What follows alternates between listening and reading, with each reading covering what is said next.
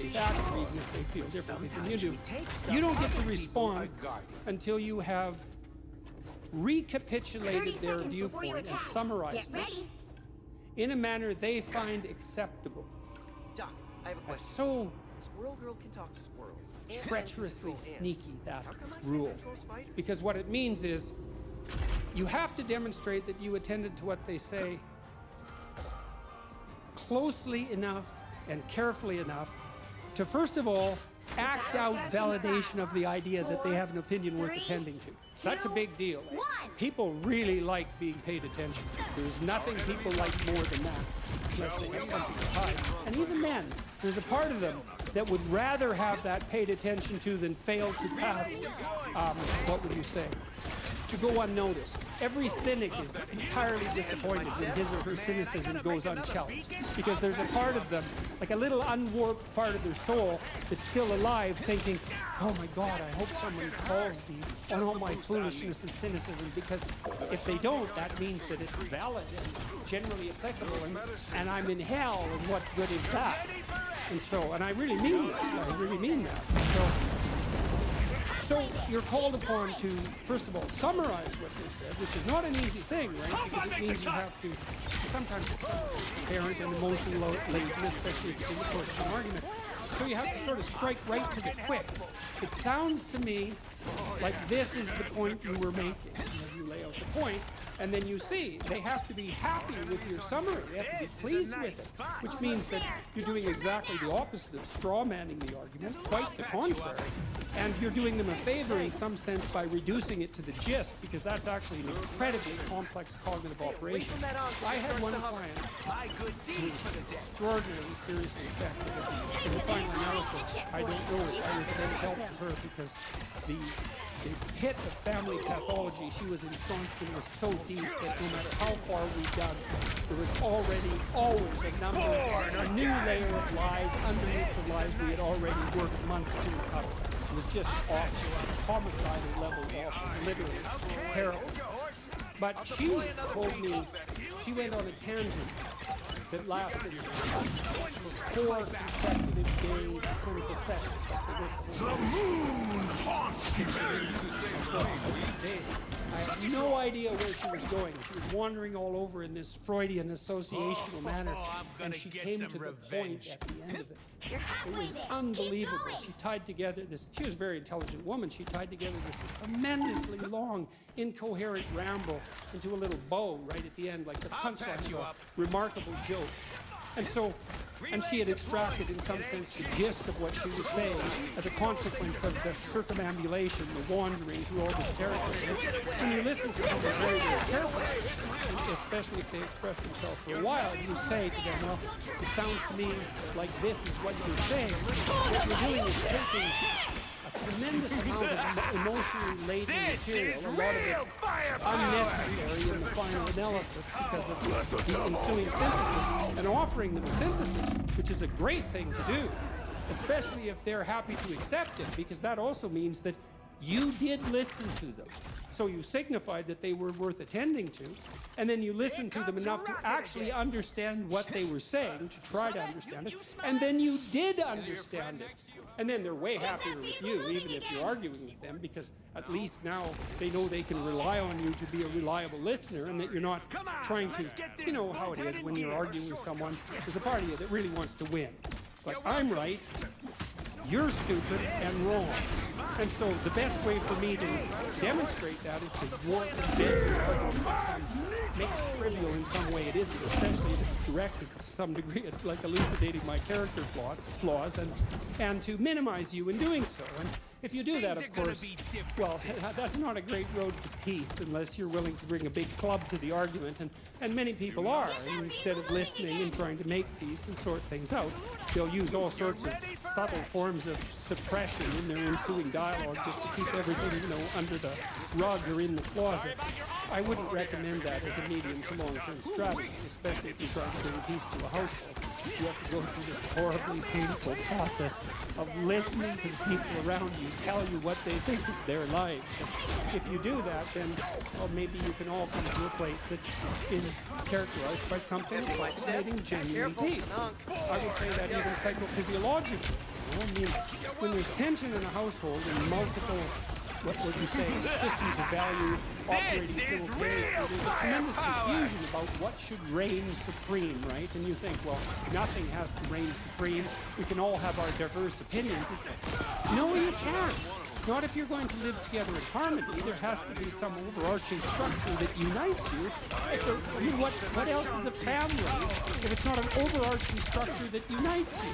Now, within that, there can be tolerance and even appreciation for necessary individual differences. Obviously, there should be, but that doesn't mean there's not a higher unity that the entire organization, let's say, is striving for in some manner. And not only striving for, but pining for, or even dying for. And I don't use those words lightly. Like, the absence of that incorporating higher structures is a felt sense of catastrophe on the part of the members of the family. They're always at each other's throats. They're interfering with each other's goals. They can't listen. They're in a chronic state of hyper-arousal because they don't know what to do ever. They're hopeless because no goals have been clearly defined, and we experience almost all our hope in relationship to defined goals. This isn't some, what would you say, humanity's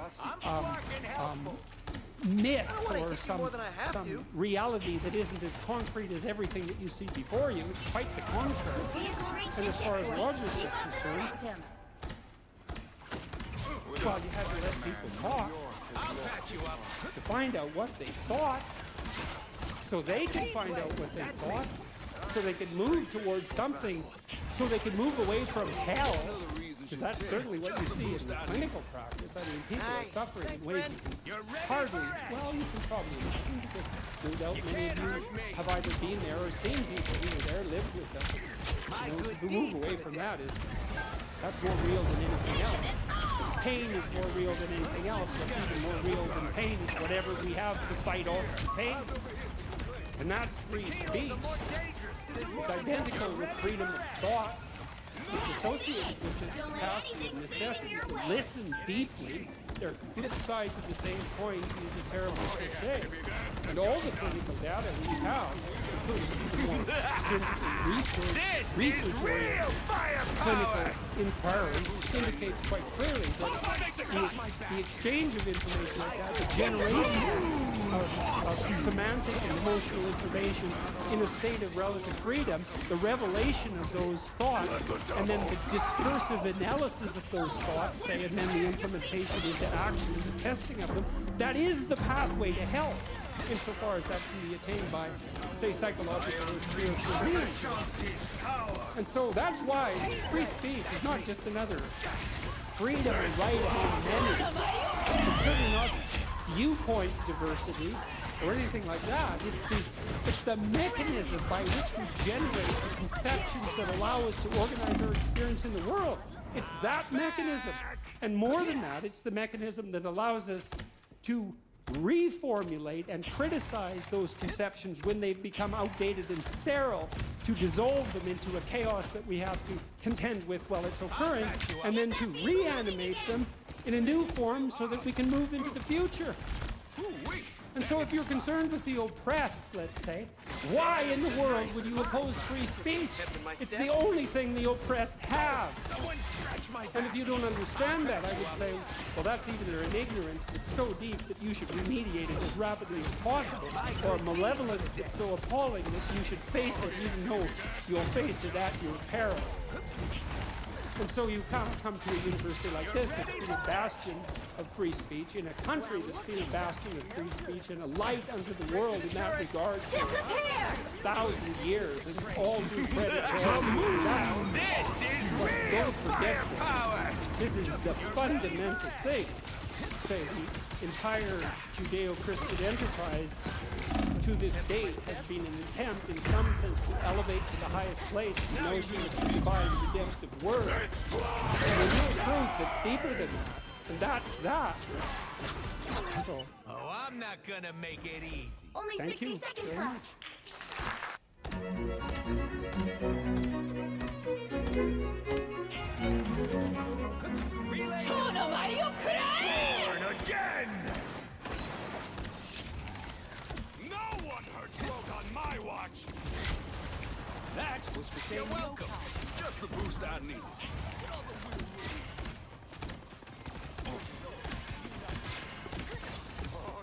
Mike, those guys are about to shoot at 30 us. seconds. Break to the turret. Don't mind me. I'm just dying. The moon haunts you.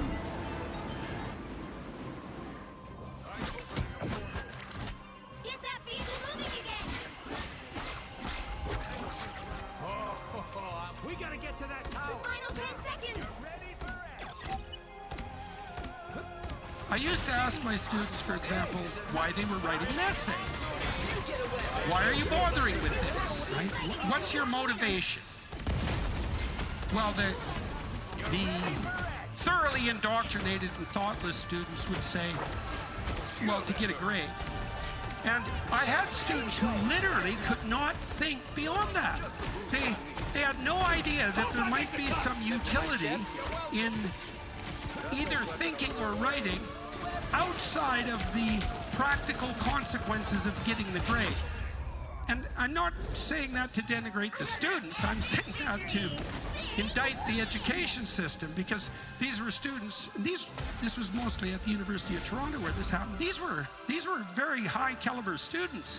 So they were the beneficiaries, let's say, of 15 years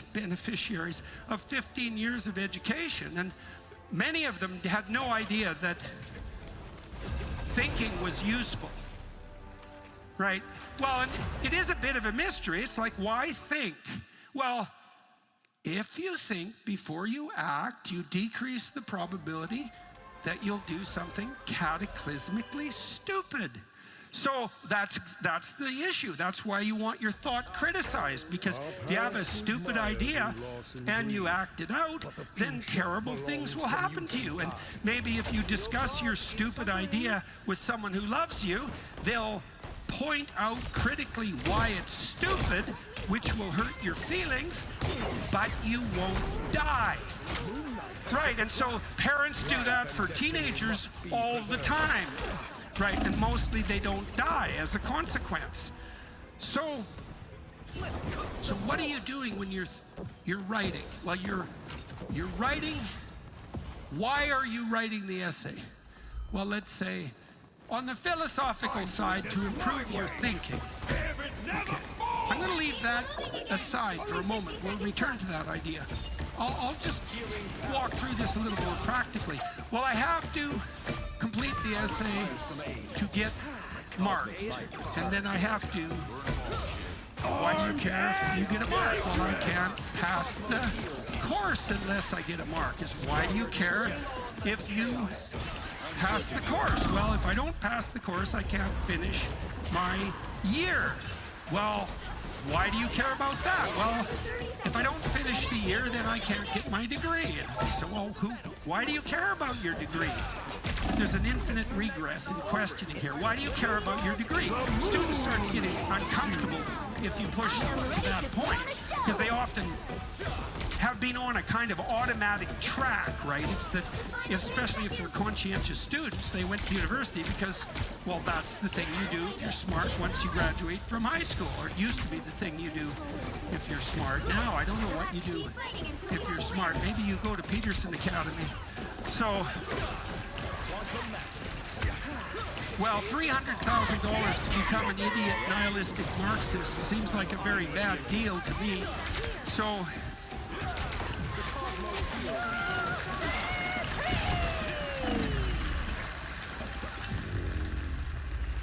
I think it'd just be more fun to become a nihilist at the bar, you know, so be cheaper too. Probably better for you neurologically in the final analysis. Anyways, so you want to get your degree. Okay, well, why? Why bother? Well, because you want to get a job. Okay, well, why do you want to get a job? Well, you need a job to keep body and soul together, but there's more to it than that, right? Maybe you want a job that piques your interest and compels you, so it's focused on something, something important to you, something that has some meaning to you. And then maybe if the person is wise, they're also thinking, well, you know, I need to take my place as a responsible social agent. And if I have a job, well, maybe I can attract a husband or a wife, and, you know, maybe I can provide for my children. So maybe the career is nested in something like what? What? Service to community? Service to family? Hope.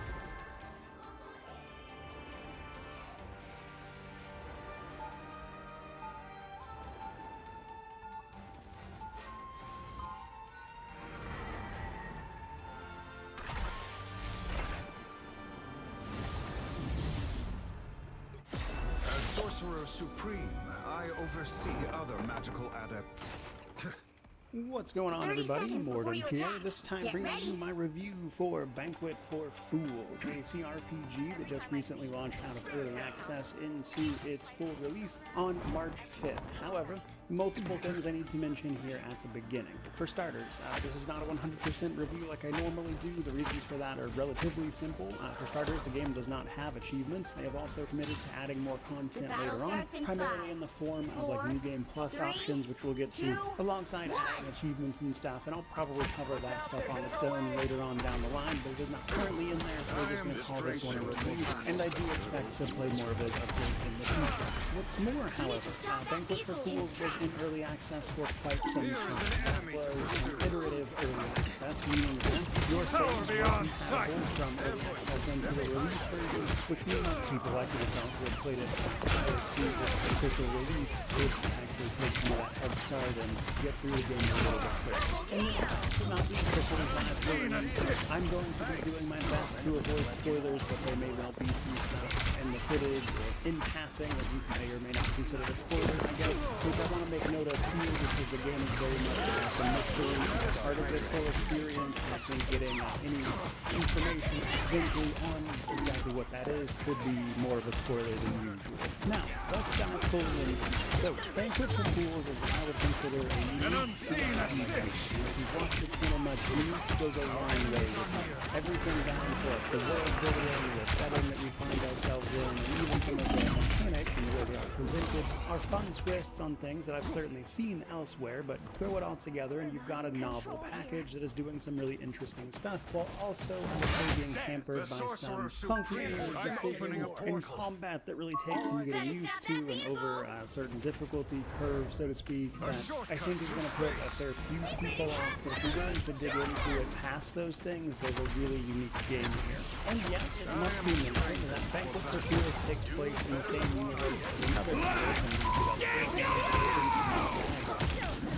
import a save I am from ready to put on a show. However, what has been still By the eye of Agamotto! Talk a little bit about what makes this game unique.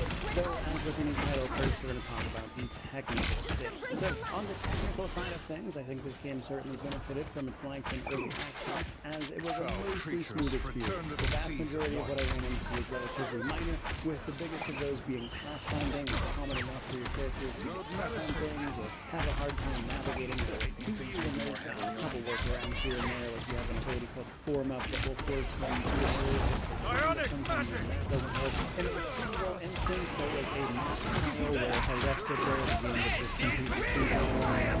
that for either. So not entirely without issues, but not the worst stuff in the world either. Didn't have any major problems, I will say.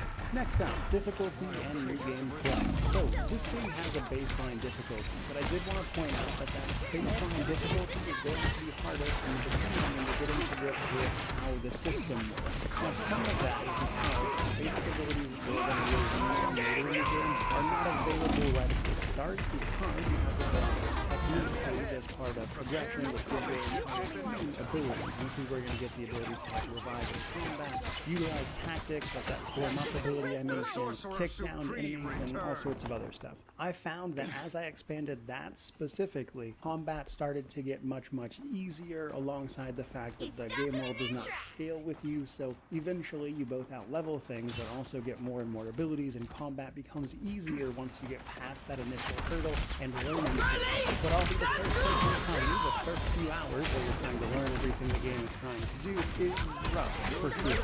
Now, there are going to be new game plus options. There's not really a new game plus right now. Treasure review, as it's called, from the main Power beyond sight. Here, this is where things are going to be added in terms of like challenges and different game modes that you can play via New Game Plus to get some more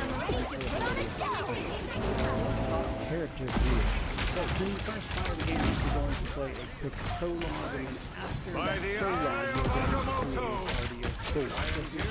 Power beyond sight. 4 guards stationed on the island of Blue in service to House Lazur. House Lazur is about to go to war, and they need 4 guard volunteers for a special mission, and so you have to create your 4 guards. You can, if you want to, have a pre-generated party. You can pick from like a general kind of layout that you want. There's even a recommended one, so you don't have to fully make each one if you don't want to, but you'll probably want to customize some of their abilities either way. Now, there are 5 races available, 4 of them are other commanders, like something like Hussarian, Territorius, Versatile, and then there's Yeti. All of these have different racial bonuses and skills and things like that, and then you can customize the heroes a little bit. Yeti is much more straightforward, because when you think of a Yeti, that's basically what that race is. The other 4 are a little more fantastical, like the very tall wings, but for the most part, you know, pick the one you like. Now, when it comes to setting up their stats, you can, if you want to, pick an archetype, like a general play style, and have the game sort of auto-sort those things. However, you can also assign them yourself if you want. Two of the attributes, and then sort of minor attributes, and then assigning your skills. Now, for skills, you basically want one weapon type, some form of armor, and then one ability. I will say very generally, it is not particularly necessary that it's in there. That's really the option that you can Power beyond sight. a little more expectation. So, instruments are relatively straightforward. They're more passive in nature. You can specialize in one of those instruments to learn and assign songs to the characters. You have some points based on what you can do. However, the songs activate automatically in combat based on things like strength, sometimes right at the start, sometimes when you take so many hits or avoid so many hits, that kind of thing. Then there's binding. This is your ability to charm animals and make them work for you, basically. That can be useful in certain situations because summoning and just putting more bodies out there for other people to hit is helpful, but then there's also Divine and Runic. These are your 2 magic abilities. Divine is enchantments you can apply to your weaponry or your jewelry, that kind of thing. I will say, after pumping a character fully into intercessions, I still had a hard time making good use of it because a lot of times the requirements for something really good are so high that even fully spec'd into it, you won't necessarily meet it. And the intercession I got the most use out of was one that pretty much anybody can use, because it is your fast travel and the way that works. Now, Runic, on the other hand, your pagan spells allow you to do things like summon, utilize mind, force to your advantage. These require you to go to trees in-game and learn the effects by trading in minerals that you get from grinding down various jewels that you'll find. Basic explanations aside, what the game then does is typically take the associated attributes combined with your skills via a formula, and then spits out, you know, the relevant stat that you're actually going to be using. So for instance, with intercessions, you have to meet a sort of divine power requirement, so to speak, in order to actually use the blessings that you get from the shrines. And the way the game gets that number is your aura stat plus your intercessions, basically. So once you actually start the game, you can pull up your character screen and find the individual values that these 2 things are affecting, but as you would probably expect, relatively straight.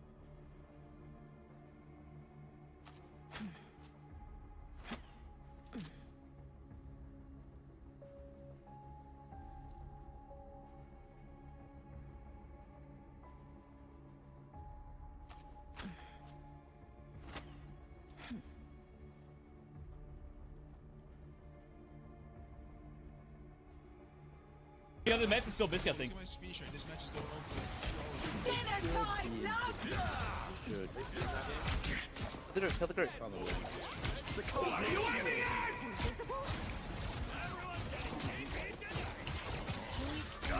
Yo, on the low.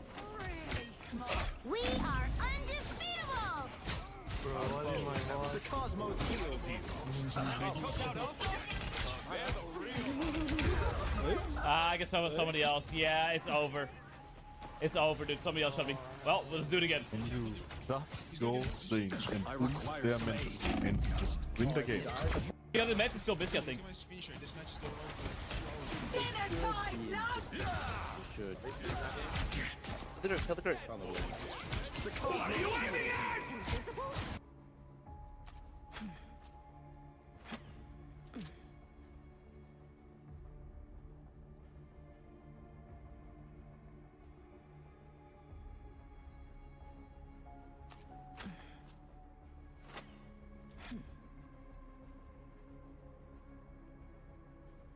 Welcome back to a series so jelly. Even Big Lenny subscribed. In today's video, Queen of all jellyfish and Ludwig's girlfriend Cutie Cinderella is going viral for a clip with streamer Jason the Ween. She claims she's actually not a millionaire and insists that she just spends too much money on streamer events. Of course, she's broke like Mr. Beast is broke. She tries to show Jason her bank account to prove she's not a millionaire. She desperately tries to be relatable to her viewers while admitting she has 2 full-time employees and takes plenty of sponsors. Jason is not buying it at all and keeps questioning her about it. They talk about billionaires and how they would give all their money away if they were that rich. Sounds very, very familiar. And we hate the rich. Aren't you the rich? No! Most pathetic Hassan Orbiter Casey Tron is back, and she's trying to bully and harass creators involved with Asmongold's agency Mythic Talent. A bunch of back and forth chaos happens on Twitter, after which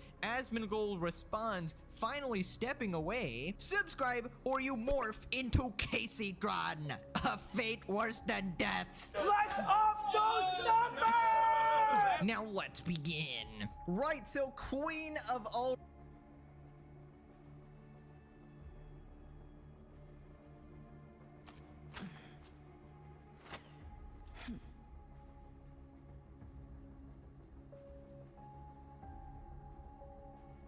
YouTube, unfortunately, is home to some of the most disturbing women on the internet, some of whom will embarrass their husbands for clout, while others will bully their teammates just because they can't accept being wrong. So, oh my fucking god, bro. It's so bad. It's so bad. The state of humanity just gets worse every video. And I believe there is a genuine difference to how it is versus how it was. It was not this bad 10 years ago. It was not. It was not this bad 4 years ago. It was not. I think the state of society is actually the worst it's ever been. Here are some of YouTube's most disturbing women, starting with Cece, who became the most hated woman on the internet because well, I don't know about that. There's way worse women. She couldn't take accountability. But also, women and taking accountability. Yeah, good luck. Yeah, when was the last time you heard a woman go live on the internet and say, hey, you know what, actually, no, I fucked up? I actually can't even remember it. And the worst thing is, when they do that, it's because they were forced into that position, and they just lie and say it just to get people off their back, and they bend the knee, and they make the situation worse for everybody else. Drama kicked off during a Marvel Rivals tournament where the team captain, Cece, kept bullying her teammate, Kingsman. Kingsman, shut up, bro. Just, my God. They're living with triple support. You made your point, and it's not gonna happen. Kingsman, a struggling college student who needed the prize money, wanted his teammate Zaza to swap characters to give their team a better chance to win. Exactly. But even if she's not that good on the character gets 200% more value than Widow. Regardless, you could be dog unlucky and get away. No, it is true. It is true. Despite Kingsman carrying his team for many rounds, the entire... Plus, let's be real, if someone can be good on Widowmaker, they can pretty much be good on anybody. And this chick obviously sucked ass, but, you know, the other characters would be easier for the pilot regardless. Her team started roasting him as soon as Zaza Not to mention she had high ping, and you never want to play Widow on high ping. got one MVP performance. I didn't talk shit at all. When did I talk shit? Look at her strut down this runway. Look at her strut down this one. Shush, Kingsman, you're not allowed to talk. His concerns were described as him bringing down the vibes, and as a result, he was removed from the tournament. I was just kicked out of the tournament. I've been messaging Bazim for the past like 20 minutes, and there's nothing to do. I just gotta get removed, I guess. Following which, CC explained on stream why Man tells the truth. Woman doesn't like the truth, cries and lies. Man gets punished, woman gets praised. Finally, that did not happen again. Kingsman had to be removed. Apparently he was like muting in like while we were in Discord and then saying like, oh yeah, we're gonna lose. And these guys, my team sucks. And then he was talking about like how some other tournament he's in was like way better. This, however, could not have been further from the truth. He asked for any level of flexibility and even offered a variety of flexibility to show that he was more focused on finding a common ground solution than forcing his own way. He was met with harassment, actual personal attacks, and constant gaslighting into